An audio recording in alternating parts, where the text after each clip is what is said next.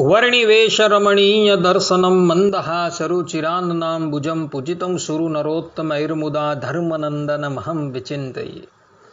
असतो मा षड्गमय तमसो मा ज्योतिर्गमय मृत्युर्मा अमृतं गमय। ओम शांति शांति शांति। अस्मद्गुरुसमारम्भां नाथयामुनमध्यमां लक्ष्मीवल्लभपर्यन्तां वंदे गुरु परंपरा। આજની જ્ઞાન સભાની અંદર પધારનારા બધા જ ભગવદ્ ભક્તોને વેદાંતાચાર્ય, પુરાણ ઇતિહાસાચાર્ય અને ફિલોસોફી શાસ્ત્રી રાકેશભાઈના હેતપૂર્વક જય સ્વામિનારાયણ. ભક્તો, આજની આ જ્ઞાન સભાની અંદર આપણે બધા નર્મદા નદી જ્યાંથી પ્રગટ થાય છે એવા અમરકંટકનું મહાત્મ્ય શ્રવણ કરશું અને સાથે સાથે નર્મદાજીનું મહાત્મ્ય તથા નર્મદજીના પ્રાગટ્યની કથા પણ જે છે એ આપણે શ્રવણ કરશું.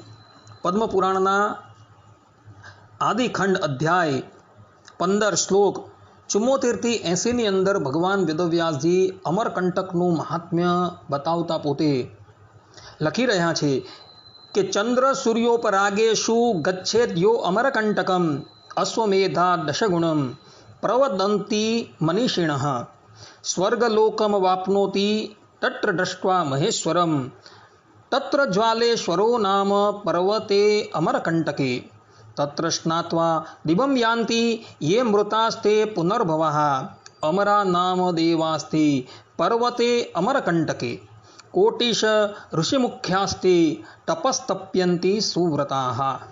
अर्थात के चंद्र या सूर्य ग्रहण के समय जो अमरकंटक पर्वत पर जाता है उसे अश्वमेध यज्ञ का 10 गुना फल मिलता है, ऐसा विद्वानों का कहना है.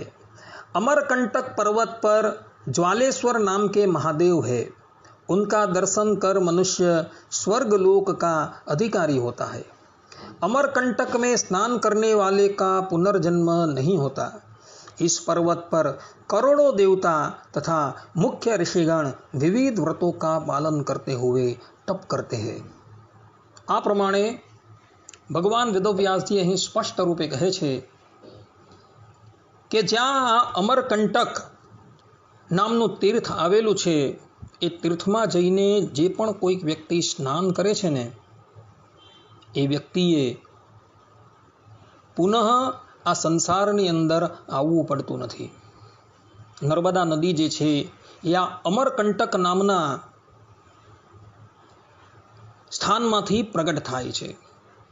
નર્મદા નદીનું મહાત્મ્ય બતલાવતા પદ્મપુરાણના આદિખંડ 21મા અધ્યાયના 42 અને 44મા શ્લોકની અંદર ભગવાન વેદવ્યાસજી લખે છે કે નર્મદા સંગમમ યાવચ્ચા અમરકંટકમ તત્રાંતરે મહારાજ તીર્થકોટ્યો દશસ્થિતઃ સર્વતીર્થાભિષેકમ ચ યહ પશ્યેત સાગરેશ્વરમ તમ દ્રષ્ટ્વા સર્વતીर्थानि દ્રષ્ટાनि સ્યુર્ન સંશયઃ. अर्थात के पुराणों के अनुसार अमरकंटक से लेकर नर्मदा संगम तक 10 करोड़ तीर्थ है. नर्मदा संगम के दर्शन से समस्त तीर्थों के दर्शन का फल प्राप्त हो जाता है.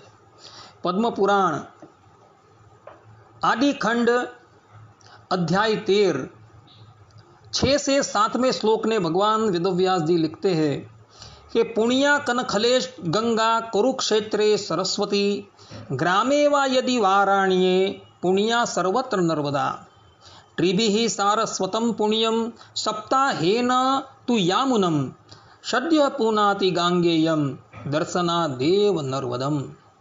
अर्थात के गंगा हरिद्वार में तथा सरस्वती कुरुक्षेत्र में अत्यंत पुण्यमयी कही गई है, किंतु नर्मदा तो चाहे गांव के बगल में बह रही हो या जंगलों के बीच सर्वत्र पुण्यमयी ही है. सरस्वती का जल 3 दिनों में, यमुना का 1 सप्ताह में तथा गंगा का जल तुरंत न छूते पवित्र कर डालता है, पर नर्मदा का जल तो दर्शन मात्र से ही पवित्र कर देता है. आ प्रमाणे भक्तो नर्मदा नदी जे छे ए सर्वत्र पवित्र कहेवायेली छे. चाहे ए गामनी अंदर वहेती होय કે જંગલની અંદર વહેતી હોય, પરંતુ આ નર્મદા નદી જે છે એ કોઈ પણ સ્થાનની અંદર પવિત્ર મનાયેલી છે. ગંગા જે છે એ હરિદ્વારની અંદર પવિત્ર મનાય છે, તથા સરસ્વતી કુરુક્ષેત્રની અંદર પવિત્ર મનાય છે, પરંતુ નર્મદા તો દરેક સ્થાનની અંદર પવિત્ર મનાય છે. અને એ કેવલ દર્શન માત્રથી મનુષ્યને પવિત્ર કરનારી છે. તો હવે આપણે બધા આ નર્મદાના પ્રાગટ્યની કથા જે છે એ શ્રવણ કરીએ. નર્મદાજી મેકલ પર્વત પર અમરકંટક નામના ગામની અંદર આવેલા એક કુંડમાંથી પ્રગટ થાય છે. મેકલ પર્વતમાંથી નીકળવાને કારણે નર્મદાજીનું એક નામ મેકલ સૂતા પડેલું છે. વિંધ્યાચલ અને સતપુરા પર્વત શ્રેણીઓના મધ્યની અંદર મેકલ પર્વત આવેલો છે. અને કહેવાય છે કે આ પર્વતની અંદર ભગવાન શંકર, રાજા મેકલ તથા વ્યાસ, ભૃગુ, કપિલ આદિક ઋષિઓએ કઠિન તપસ્યા કરી હતી. તો હવે આપણે બધા નર્મદાજીના પ્રાગટ્યની કથા જે છે એ શ્રવણ કરીએ. આ નર્મદાના પ્રાગટ્યની કથા જે છે એ સ્કંદ પુરાણના આવંત્યખંડ, રેવાખંડ અધ્યાય 2 થી 5 ની અંદર જોવા મળે છે. નર્મદાજીના પ્રાગટ્યની અંદર ચંદ્રવંશ અને સૂર્યવંશ જે છે એ બંને વંશે પોતાનો ભાગ ભજવેલો હતો. સર્વપ્રથમ આપણે ચંદ્રવંશની અંદર હિરણ્ય તેજા નામના રાજાએ આ નર્મદા નદીને ધરાતલની ઉપર કેવી રીતના પ્રગટ કરી તેની કથા જે છે એ શ્રવણ કરીએ. તો ચંદ્રવંશની અંદર હિરણ્ય તેજા નામના એક રાજા જે છે એ થયા હતા, જે રાજા અત્યંત ધર્માત્મા હતા અને એમનું રાજ જે છે એ સમસ્ત ભૂતલ પર હતું. અર્થાત કે ભૂતલના તેઓ એક છત્રી સમ્રાટ હતા. એ રાજાની નગરી જે છે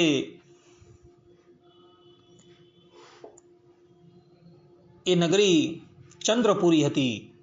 એક સમયની વાત છે,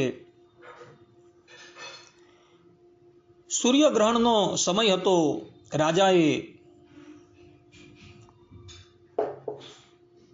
બ્રાહ્મણોને અનેક પ્રકારના દાન આપ્યા અને પિતૃઓની તૃપ્તિ પણ એમણે હવ્ય અને કવ્યથી કરી, તથા દેવતાઓની તૃપ્તિ પણ એમણે કરી. પરંતુ એ સમયની અંદર આ જંબુદ્વીપની અંદર કોઈ નદી, કોઈ સરોવર ન હોવાથી આ રાજાના પિતરો જે છે એ જલપાન વગર અત્યંત કષ્ટ પામતા હતા. રાજાએ પોતાના પિતરોને પૂછ્યું કે હે પિતરો, તમે લોકો કયા કર્મથી પવિત્ર થઈ શકો છો તથા તૃપ્ત થઈ શકો છો? ત્યારે પિતરોએ કહ્યું કે રાજન, ધરાતલની ઉપર જો નર્મદા નદી આવી જાય તો એ નર્મદાના જલથી અમને ઘણી તૃપ્તિ થાય અને અમે બધા જ દિવ્ય લોકની પ્રાપ્તિ કરીએ. પિતરોની વાત સાંભળી હિરણ્ય તેજા રાજા જે છે એ ઉદયાચલ પર્વતની ઉપર તપસ્યા કરવા માટે પધાર્યા. આ રાજાએ ભગવાન શંકરની તપસ્યાની અંદર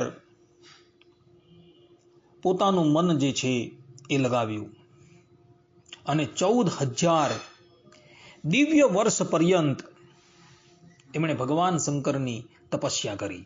ભક્તો, દેવતાઓનો એક દિવસ એટલે મનુષ્યનો 1 વર્ષ થાય છે. એવા 14,000 દિવ્ય વર્ષ પર્યંત આ હિરણ્ય તેજા રાજાએ ભગવાન શંકરની તપસ્યા કરી.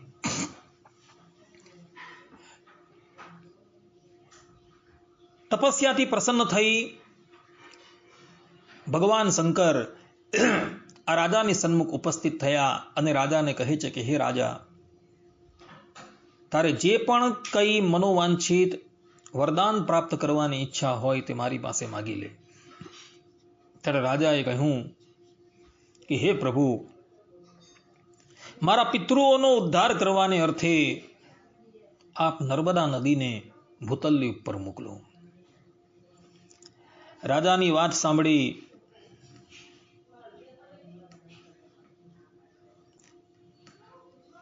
ભગવાન શંકરે માતા નર્મદાનું આવાહન કર્યું. એટલે નર્મદા નદી મગરની ઉપર બિરાજમાન થઈને ભગવાન શંકરની સન્મુખ પ્રગટ થયા. ભગવાન શંકર નર્મદાને કહે છે કે હે દેવી, હિરણ્ય તેજા રાજાએ પોતાના રાજ્યનો ત્યાગ કરી 14,000 દિવ્ય વર્ષ પર્યંત ઘોર તપસ્યા કરી છે. અતઃ તમો એની ઈચ્છા અનુસાર ભૂતલ્લી ઉપર પધારો. ભગવાન શંકરની વાત સાંભળી નર્મદા કહે છે કે પ્રભુ, હું ભૂતલ્લી ઉપર તો પધારું, પરંતુ જંબુ દ્વીપની અંદર કોઈ પણ આધાર નથી.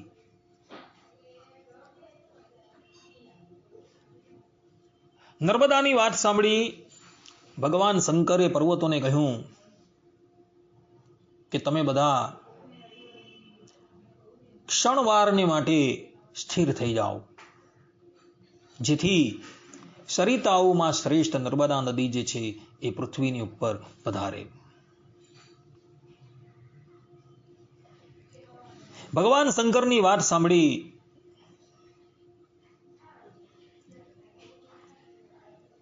એ સ્થાન પર રહેલા પર્વત શ્રેષ્ઠ ઉદયાચલે ભગવાન શંકરને કહ્યું કે હે પ્રભુ, તમારી કૃપાથી હું નર્મદાને ધારણ કરવાની અંદર સક્ષમ છું.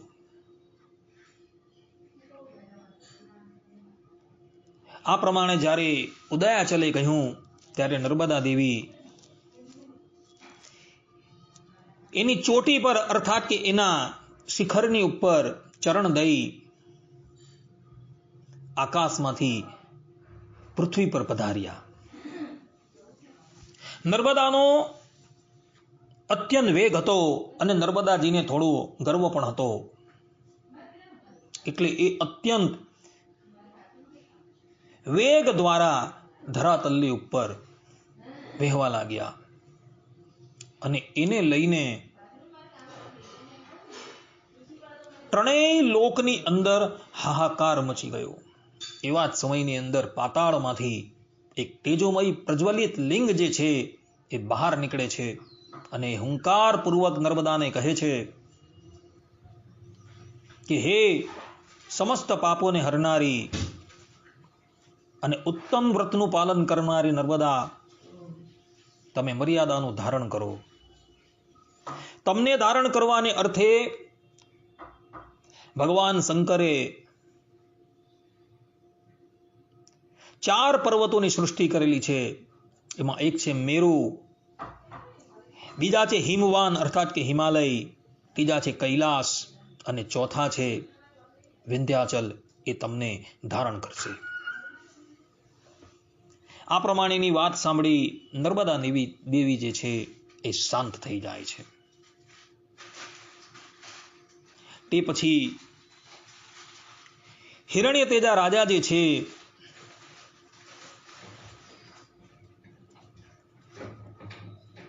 એ નર્મદાને કહે છે કે હે દેવી,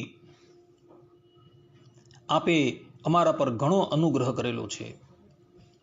અમારા પિતાના અર્થાત કે અમારા પૂર્વજોના ઉદ્ધારને અર્થે તમે ધરાતલ્લી ઉપર પધાર્યા છો. માટે હું તમારો ધન્યવાદ જે છે વ્યક્ત કરું છું. તે પછી આ હિરણ્ય તેજા રાજા જે છે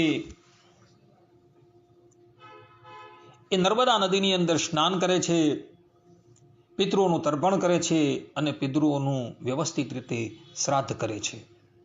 અને એને લઈને એના બધા જ પિતરો જે છે એ સદગતિને પામે છે, અર્થાત કે દિવ્ય લોકની અંદર પધારે છે. ભક્તો, આ નર્મદા નદીનું ભૂતલ્લી ઉપર પ્રાગટ્ય જે છે એ આદિ કલ્પના સતયુગની અંદર આ હિરણ્ય તેજા નામના રાજાએ કરેલું હતું. બીજી વખત એમનું પ્રાગટ્ય જે છે એ દક્ષ સાવરણી મન્વંતરની અંદર થયું હતું, અને ત્રીજી વખત આ નર્મદાજીનું પ્રાગટ્ય જે છે એ વૈષ્ણવ મન્વંતરની અંદર પુરુરવા નામના રાજા દ્વારા સંપન્ન થયું હતું. આ પ્રમાણે નર્મદા નદી જે છે એ 3 વખત ભૂતલ્લી ઉપર પધારેલા હતા. ભક્તો, આ નર્મદા નદી જે છે એ પ્રલય અવસ્થાની અંદર પણ પોતાનું અસ્તિત્વ જે છે એ ટકાવી રાખે છે. આ બાબતનો ખુલાસો કરતા મત્સ્ય પુરાણની અંદર મત્સ્ય ભગવાન સ્વયં પોતાના સ્વમુખથી સત્યવત રાજાને કહે છે, એક સ્થાસ્યથી દેવેશુ દગ્ધેસ્વપી પરંતપ સોમ સૂર્યાવહમ બ્રહ્મા ચતુર્લોક સમન્વિત નર્મદા ચ નદી પુણ્યા માર્કેન્ડેયો મહાન ઋષિ ભવો વેદ પુરાણાની વિદ્યાભિ સર્વતો વૃતમ. अर्थात कि इस आंतर प्रलय में सोम, सूर्य, मैं अर्थात के मत्स्य भगवान, चारों लोको सहित ब्रह्मा, पुण्य तोया नर्मदा नदी, महर्षि मार्केंडेय, भगवान शंकर, चारों वेद विद्याओं द्वारा सब ओर से गिरे हुए पुराण और तुम्हारे साथ यह नौका स्थित विश्व ये ही बचेंगे. આ પ્રમાણે કહી મત્સ્ય ભગવાને પોતાના સ્વમુખે કહ્યું છે કે નિમિત્ત પ્રલયની અંદર પણ આ નર્મદા નદી જે છે એ પોતાનું અસ્તિત્વ ટકાવી રાખે છે. આ પ્રમાણેની કથા મત્સ્ય પુરાણની અંદર જોવા મળે છે.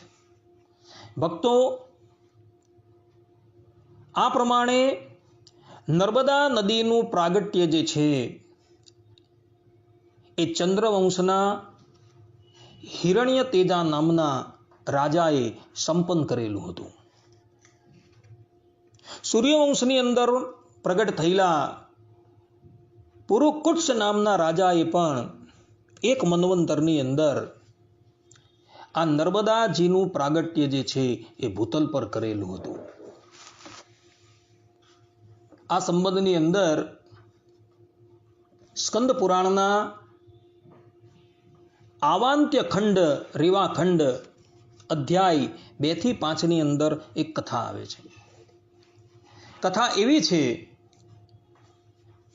કે સૂર્યવંશની અંદર પુરુકુટ્સ નામના એક મહાન યશસ્વી રાજા પ્રગટ થયા હતા. તેઓએ પૂર્વે 1,000 વર્ષ પર્યંત ભગવાન શંકરની આરાધના કરી. આરાધનાથી પ્રસન્ન થયેલા ભગવાન શંકર આ રાજાની સન્મુખ પ્રગટ થાય છે અને રાજાને કહે છે કે હે રાજા, તમારી તપસ્યાથી અમો અત્યંત પ્રસન્ન થયા છે, માટે આપ અમારી પાસે વરદાન માંગો. પુરુકુટ્સ રાજાએ જોયું કે ભગવાન શંકર અમારી સન્મુખ પ્રગટ થયા છે. એણે ભગવાન શંકરની સ્તુતિ કરી અને પછી એમની પાસે વર માંગતા કહ્યું કે પ્રભુ, આપ નર્મદા નદીને ભૂતલ્લી ઉપર મોકલો. રાજાની વાત સાંભળી ભગવાન શંકર કહે છે કે હે રાજન, તમોએ અત્યંત દુર્લભ વરદાન જે છે એ અમારી પાસે માગેલું છે, પરંતુ એ વરદાન આપવા માટે અમે સમર્થ નથી. આ પ્રમાણેની વાત સાંભળી રાજા જે છે એ મૂર્છા ખાઈને ધડી પડે છે. ભગવાન શંકર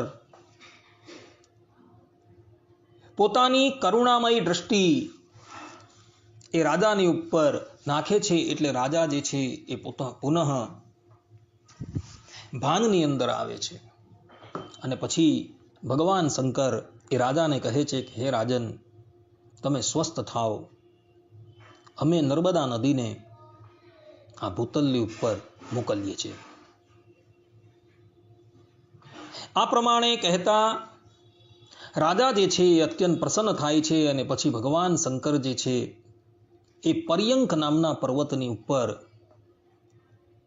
જે પર્વત આ મહાનદી નર્મદાનો વેગ ધારણ કરવા માટે સક્ષમ હોય છે, એ નર્મદા નદીને એ પર્વતની ઉપર મોકલે છે.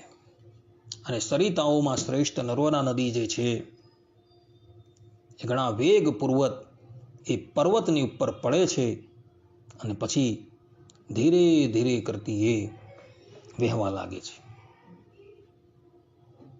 અને એ સ્થાન પર આવે છે કે જે સ્થાનની ઉપર સર્વપ્રથમ પૃથુરાજાએ અશ્વમેધ યજ્ઞ કરેલું હતું. અને ત્યાં એક વાંસનું જે મૂળ ભાગ હતો તેમાંથી એ નર્મદા નદી જે છે એ પ્રગટ થાય છે. કહેવાનું તાત્પર્ય એ છે કે પર્યંક પર્વતની ઉપર નર્મદા નદી પડે છે અને ધીરે ધીરે એ પર્વત પરથી નીચે ઉતરે છે અને એ જ પર્વતની પર સર્વપ્રથમ પૃથુરાજાએ અશ્વમેધ યજ્ઞ કરેલો હતો અને ત્યાં રહેલા વાંસના મૂળમાંથી એ નર્મદા નદી જે છે એ પ્રગટ થાય છે. નર્મદા નદી પ્રગટ થઈ એટલે બધા જ દેવતાઓ છે, ગંધર્વો છે, પ્રેત છે, પિશાચ છે, એ બધા જ નર્મદા નદીની પાસે આવે છે અને બધા જ નર્મદા નદીની અંદર સ્નાન તથા તર્પણ કરવા માટે તૈયાર થાય છે. ત્યાં જ નર્મદા નદી કહે છે કે હે દેવતાઓ, હે યક્ષો, હે ગંધર્વો, હજુ અમારા લગ્ન થયા નથી, માટે આપ અમારો સ્પર્શ ન કરશો. ત્યારે બધા જ દેવતાઓ કહે છે કે હે દેવી, સૂર્યકુલની અંદર પુરુકુષ્ટ નામના રાજા જે છે એ રાજા સમુદ્રનો અવતાર છે. આ પુરુકુત્સુ રાજા જે છે એ તમારા પતિ થવાને લાયક છે, કારણ કે એ રાજા અત્યંત ધર્માત્મા છે અને અત્યંત યશસ્વી છે. સ્વયંભૂ બ્રહ્માજી જેવા એ ધર્માત્મા છે, માટે તમે એની સાથે જ પોતાના લગ્ન કરો. આ પ્રમાણેની વાત સાંભળી નર્મદા નદી જે છે એ પુરુકુત્સુની સાથે લગ્ન કરે છે. આ પ્રમાણેની કથા ભક્તો અહીં રેવાખંડ અર્થાત સ્કંદ પુરાણના રેવાખંડની અંદર જોવા મળે છે. ભૂતલની ઉપર નર્મદાજીના પ્રાગટ્યની અંદર ચંદ્રવંશીઓ અને સૂર્યવંશીઓ બંને નિમિત્ત બની ગયા હતા. શાસ્ત્રોની અંદર નર્મદાના સ્નાનનો પાનનો અત્યંત મહિમા જે છે એ બતલાવવામાં આવેલો છે. સ્કંદ પુરાણના આવંત્યખંડ રેવાખંડની અંદર मार्कंडेय मुनि जे छे ये पोताना स्वमुक्ति कहे छे कि नर्मदा के नाम का कीर्तन करना और उसके संगम तीर्थ में दान देना इसके समान दूसरी कोई वस्तु नहीं है. जो बुद्धिमान प्रातः काल उठकर नर्मदा नदी का स्नान करता है उनका पहले जन्म का और इस जन्म का किया हुआ पाप नष्ट हो जाता है. कोई भी मनुष्य यदि नर्मदा में जहाँ कहीं भी स्नान कर लेता है उसका किया हुआ 100 जन्म का पाप तत्काल नष्ट हो जाता है. जो नर्मदा के तट पर मृत्यु को प्राप्त होता है वो भगवान शंकर के स्वरूप को प्राप्त होता है. जहाँ नर्मदा नहीं है वहाँ पापों का प्रायश्चित करने की प्रेरणा की जाती है, परंतु नर्मदा जल प्राप्त होने पर तो प्रायश्चित की आवश्यकता ही नहीं रहती. અહીં સ્પષ્ટ રૂપે માર્કંડેય ઋષિ જે છે એ કહી રહ્યા છે કે નર્મદા નદીની અંદર કેવલ સ્નાન કરવા માત્રથી મનુષ્યના અનેકો જન્મના પાપ જે છે એ તત્કાલ બળીને ભસ્મ થઈ જાય છે. જે મનુષ્ય આ નર્મદાના તટની ઉપર પોતાનો દેહ ત્યાગ કરે છે એ વ્યક્તિ શિવ સાયુજ્યને પ્રાપ્ત કરે છે. અર્થાત કે કેવલ નર્મદાના તટની ઉપર દેહ ત્યાગ કરવા માત્રથી જ એ મનુષ્ય જે છે એ કૈલાસની અંદર જાય છે અને શિવનો ગણ થાય છે. આ પ્રમાણેનો મહિમા જે છે ભક્તો અહીં સ્કંદ પુરાણના રીવા ખંડની અંદર માર્કંડેયજીએ કહેલું છે.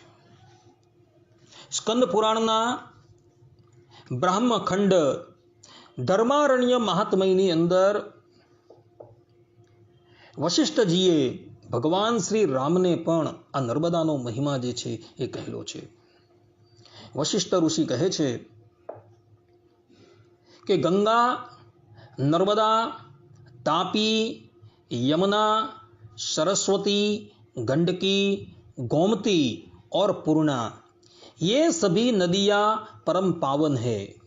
इन सब में नर्मदा और त्रिपथगामिनी गंगा श्रेष्ठ है.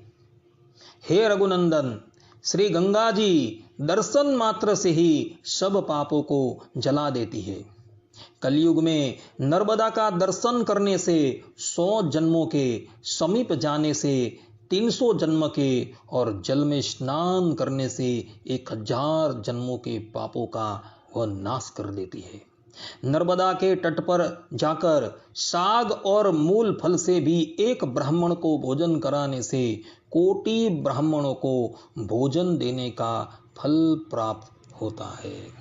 અહીં સ્પષ્ટ રૂપે વશિષ્ઠ ઋષિ જે છે એ ભગવાન શ્રી રામને સંબોધન કરીને કહે છે કે કલિયુગની અંદર કેવલ નર્મદાનું દર્શન કરવા માત્રથી 100 જન્મના પાપો જે છે એ સમાપ્ત થઈ જાય છે. એની સમીપ જવા માત્રથી 300 જન્મના અને એના જલમાં સ્નાન કરવા માત્રથી 1000 જન્મના પાપો જે છે એ નષ્ટ થઈ જાય છે. નર્મદાના કિનારા પર કોઈક બ્રાહ્મણને ભોજન કરાવવા માત્રથી કોટી બ્રાહ્મણોને ભોજન કરાવ્યાનું ફલ પ્રાપ્ત થાય છે. આ પ્રમાણે વશિષ્ઠજી ભગવાન શ્રી રામને કહે છે. આવો તો ઘણો મહિમા જે છે એ આ રીવાખંડની અંદર નર્મદાજીનું કહેલું છે. આ પ્રમાણે સમસ્ત ભૂતલને પવિત્ર કરનારી નર્મદા નદીની ઉત્પત્તિની કથા તથા તેના મહિમાની કથા આ સ્કંદ પુરાણના રીવાખંડની અંદર જોવા મળે છે. ભક્તો, આ નર્મદા નદીનું પ્રાગટ્ય જે છે એ વર્તમાનમાં અમરકંટકમાંથી થયું છે. આ અમરકંટક નામનું સ્થાન જે છે એ મધ્યપ્રદેશની અંદર આવેલું છે અને ત્યાંથી વહેતી થકી આ નર્મદા નદી જે છે એ ગુજરાતને પાવન કરે છે અને ગુજરાતની અંદર આવેલા બ્રિગોકચ્છ અર્થાત કે ભરૂચની પાસે આવેલા સમુદ્રની અંદર એ વિલીન થઈ જાય છે. નર્મદા નદીનો પટ જે છે એ બહુ મોટો છે. ભક્તો, ભારત વર્ષની અંદર કુલ 999 નદીઓ આવેલી છે અને 999 નદીઓની અંદર કેવલ એક આ નર્મદા નદી જ એવી છે કે જેની પરિક્રમા થાય છે. આજે પણ કેટલાય સાધકો જે છે એ નર્મદા માતાની પરિક્રમા કરતા જોવા મળે છે. કેટલા વર્ષોના અંતે એ પરિક્રમા જે છે એ પૂર્ણ થાય છે. ભક્તો, જીવનની અંદર નર્મદાજીની એક વખત પરિક્રમા તો અવશ્ય કરવી જોઈએ. ચાલો, પરિક્રમા નથી થતી તો એક વખત નર્મદાજીની અંદર સ્નાન કરવા માટે તો જરૂર જવું જોઈએ. કારણ કે ભારત વર્ષની આ નદી જે છે એ અત્યંત પવિત્ર છે અને પ્રલય અવસ્થાની અંદર પણ પોતાનું અસ્તિત્વ જે છે એ ટકાવી રાખે છે. માટે બધા જ ભક્તો જીવનમાં એક વખત નર્મદાજીની અંદર સ્નાન કરવા અવશ્ય જજો. આટલું કહીને હું મારા આ પ્રવચનને અહીં વિરામ આપું છું. સર્વે સંતુ નિરામયઃ, સર્વે સુખીનો ભવંતુ, સર્વે ભદ્રાણી પશ્યંતુ, મા કશ્ચિત દુઃખ ભાગ ભવેત. અસ્તુ. જય સ્વામિનારાયણ.